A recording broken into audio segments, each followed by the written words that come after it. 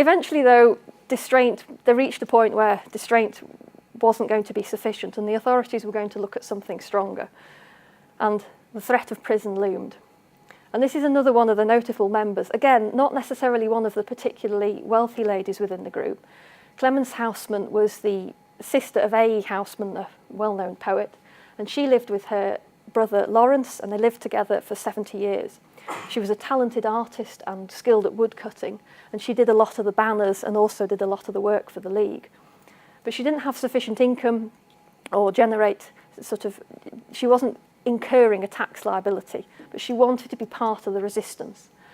So shortly after the League's first meeting in 1909, she took a house down in Swanage that was over £20 a year annual rent, such that she qualified to pay inhabited house duty.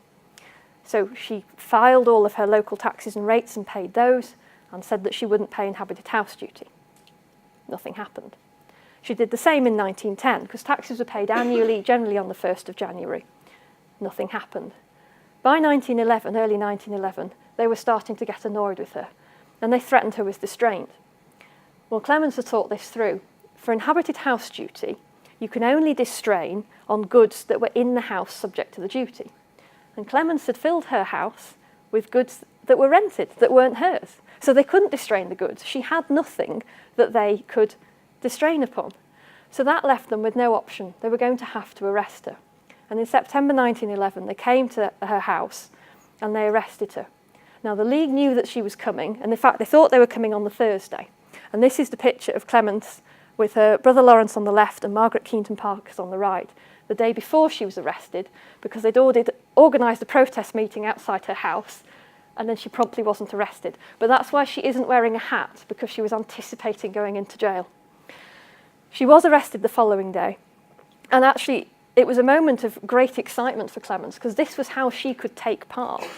And it was a moment of great excitement for the League, because now they had a woman potentially imprisoned for life.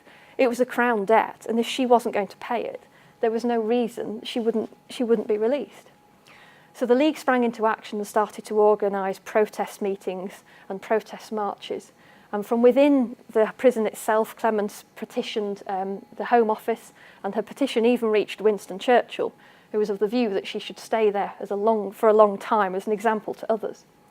But in fact, they released her after a week, because the authorities were frightened that she would become a martyr, because actually quite a lot of people were starting to think that it wasn't unreasonable to say that if you had a paid tax that you should have a vote. And so they released her. She never paid the tax, and she didn't pay any tax until 1917, when she was certain of the passage of the Representation of the People Act.